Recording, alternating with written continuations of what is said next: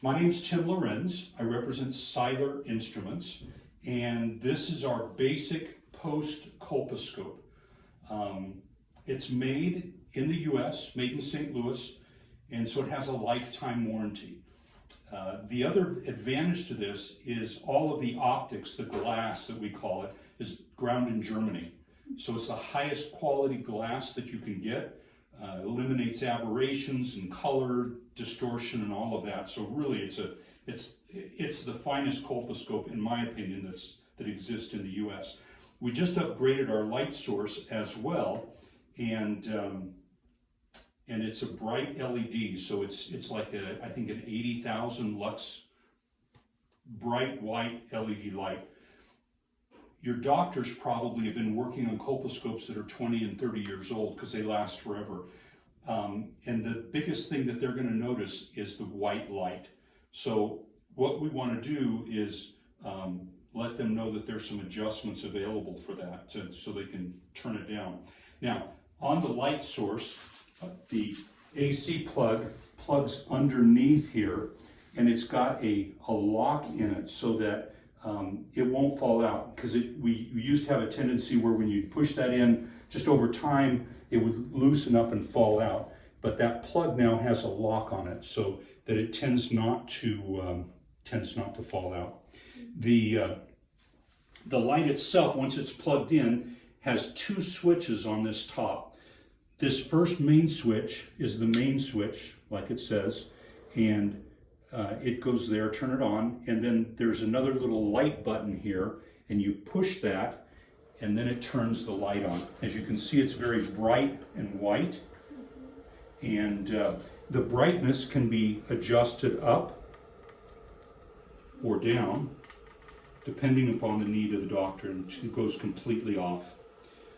Also, on the top here is a little port, and this is a 5 amp adapter port. So if you needed at any point to put a camera or a video system on this, it would then be, the little wire would come and plug right in there and be powered by that. So you don't have to use a battery, you don't have to have a separate plug that goes into the wall. This device works with a fiber optic cable. So the light source is right there, and it's very bright. It's like looking at the sun. Don't look at it and stare because you'll go blind. But it just plugs in there. This fiber optic cable is actually made of glass, but it's a flexible glass.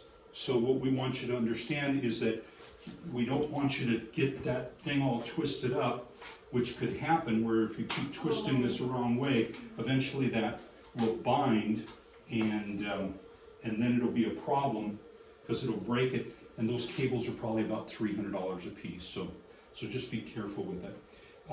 When the colposcope was set up, and I already took this off, there's typically a tag hanging over here off of this twisting knob.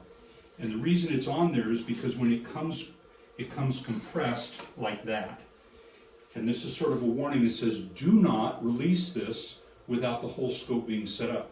Because without the weight of the optical head on here, if you release that, it pops up. We've had people get hit in the face, and anyway, so I've taken that off now that the scope has been put together. And again, once you release this, it'll still pop up a little bit. Now, everything on this scope is a twist and turn, except one item, and I'll get there in a minute. So understand that if you want to control the twisting of this shaft, you twist this and it locks it into place. The same way here, you've got another twist and turn here, and if you turn that tight, it locks it into place.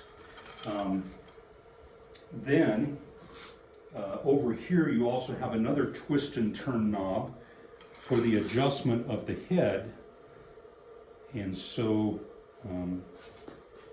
you want to have that tightened, but not really tight, but enough so that the doctor can adjust it.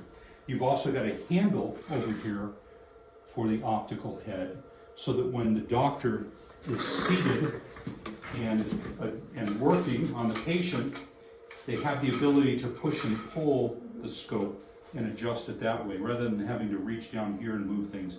This can be their control handle.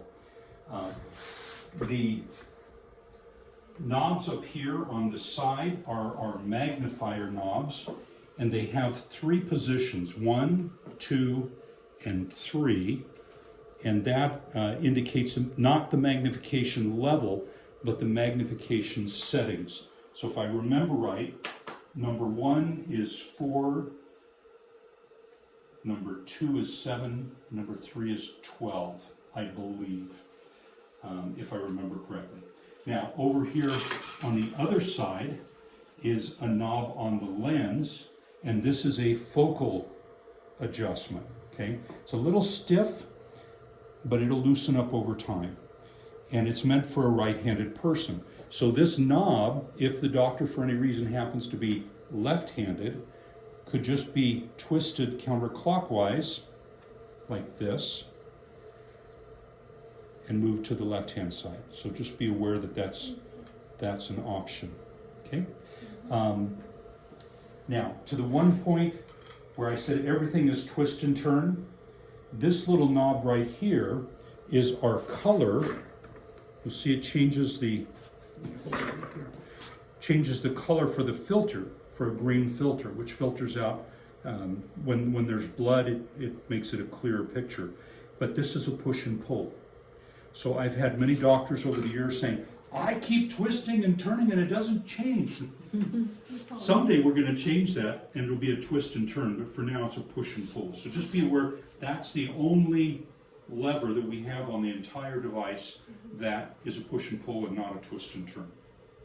Okay, now I'm going to go through this and I'll send you the link to this video as well, because are either of you doctors?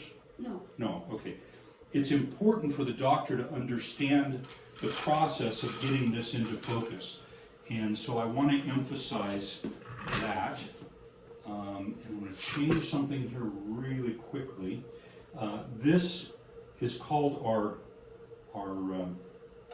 optical binocular. And I want to walk through the steps of how to focus this, and then you'll have the link as well. So the way that this works is when a doctor is working on a patient, the first thing he or she would do is to move the scope either closer or farther away from the patient to get a general focus.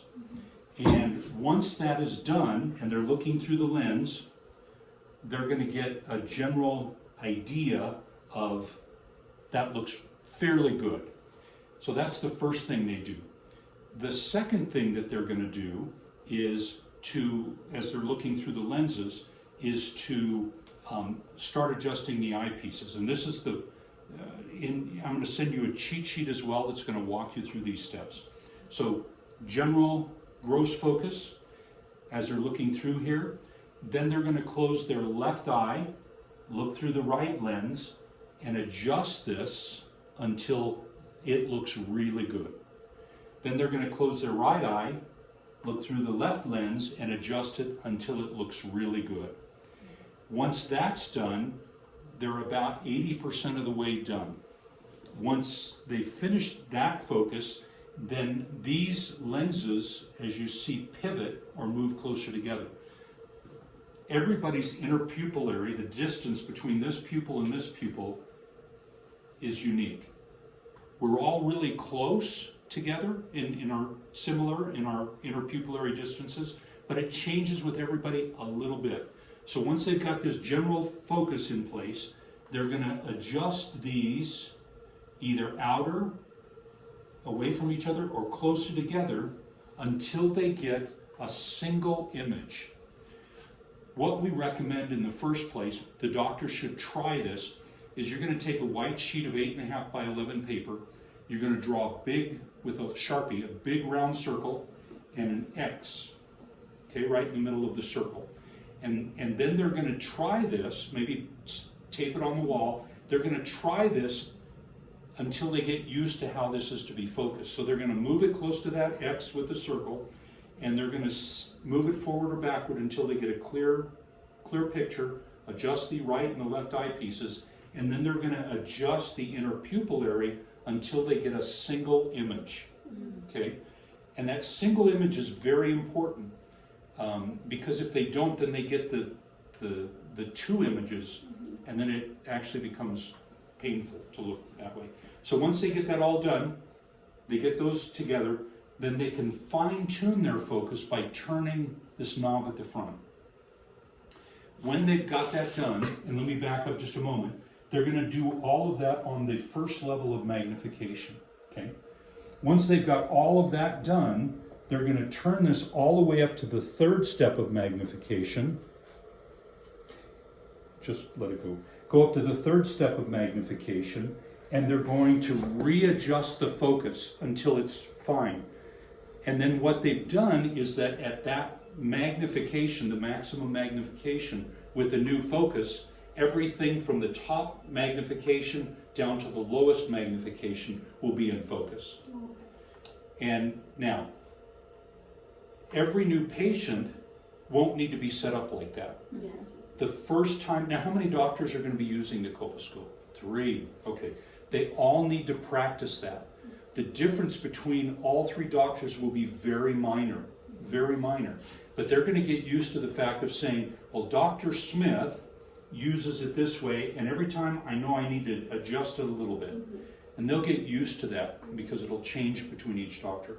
But it'll be pretty easy for them to adjust it. The scope itself with the lenses should be just wiped off with like, you know, the lenses, the cloth you use to clean your glasses, those real soft little lenses. You can use those to clean the lenses off.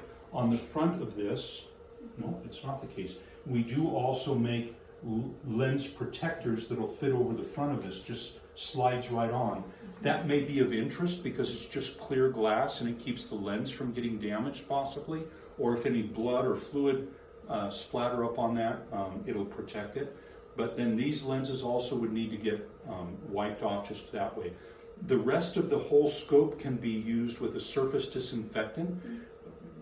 Anything that you use would be good. I recommend spraying it onto the cloth and then wiping down the scope minus the lenses. Okay, and everything can be cleaned that way. When you shut this down, all you have to do is push this button and it turns the light off, and then turn off the main power as well. The casters on this have 5 casters, and 2 of them, this one and this one, have locks on them. So if for any reason the doctor's struggling, I can't get this to move, just realize that sometimes these flip down and will keep it from rolling very smoothly. Do you have any questions? No. Okay. It really is a pretty simple device. The most challenging part is that parfocalization, and I'll send you a cheat sheet so that the doctors can play with it a little bit and get comfortable with how that works. Oh, one last thing. So you can unplug the fiber optic from here. It does get warm because that LED light it can create warmth right here, and then it unplugs here as well. But you should never really have to unplug it. Do we ever have to do it? No, you never have to do it. But in case, for yourself. Yeah. Other than that, I think that's it. Okay. Thank you. Can you turn off this main switch without turning off the light? Absolutely. And then that won't do damage? Yeah, it won't Because get most doctors damaged. just hit off and they don't turn off the light. They don't, first. yeah, so you can just turn it off like that too. Now, when you turn it back on, You have to turn on the you have to turn this one back on again. Okay. Okay, because it automatically shuts that off. Gotcha. Now, also be aware, if the doctors have any desires to use a camera system with this, we have a number of different options, and we call it a beam splitter, and this little piece fits right in here between the binoculars and the main unit, and then it diverts light off. It diverts light off to a number of different cameras. You can actually use smartphones, you can use GoPro cameras, which I like the best. You can also use Canon or Nikon cameras that mount on there. And we also have a variety of streaming cameras. But the advantage to that is that that could be run right into that screen, so you could use it as patient education as well, which is really neat. I've had a number of doctors that do that, and some people love to say, I want to see everything, and some people say, I don't want to see anything. So, but the other advantage to that is for documentation. So if the doctor sees something or wants to record it, wants to forward it on to a specialist or a surgeon, they're able then to document that and then forward it on. So that's one of the other advantages of having a video or optical recording system. Okay. Okay, very good, thank you.